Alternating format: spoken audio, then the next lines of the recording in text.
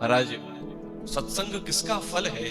सत्संग केवल और केवल भगवत कृपा का फल है, और किसी साधन से और किसी साधना से वो प्राप्त होने वाला नहीं। इसीलिए कहा, जब जब जीवन में समय मिले, जब जब जीवन में मौका मिले, कभी चूक न जाएं, प्रयास करें कि श्रवण भी करें, मनन भी करें, चिंतन भी करें और उसका मनोमंथन भी करें। इसी की आवश्यकता है। ये विषय किसका है?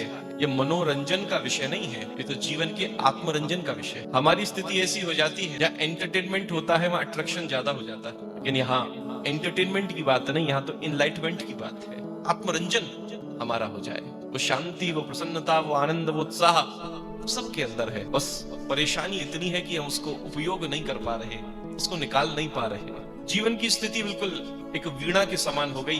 जैसे किसी घर में एक वीणा रखी हुई थी, बजाना किसी को आता नहीं था। बच्चे कभी कभार जाते थे और खेल खेल में उसमें हाथ मार देते थे, जोर से हाथ मारते थे, ऐसी आवाज होती थी, सब एकदम से क्या बजा दिया, कान पकड़ने लगते थे। लोग इतने परेशान घर वाले हो गए, बच्चे बार बार में खेल खेल में जोर जोर से महाराज उसमें बजा देते, उसको घर से बाहर रख दिया। थोड़े समय बाद एक भिक्षुक आया और उसने उस वीणा को बजाना शुरू किया। ऐसी सुंदर ध्वनि उसमें से निकल रही थी।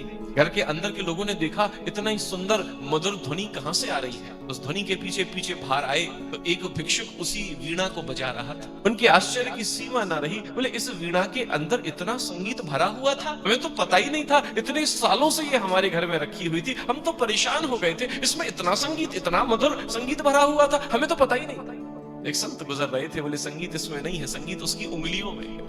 उसकी उंगलियां जब ऐसी प्राप्त हुई, कलाकार की उंगली मिली, तो उसके अंदर से संगीत प्रस्फुटित हो गया, प्रकट हो गया।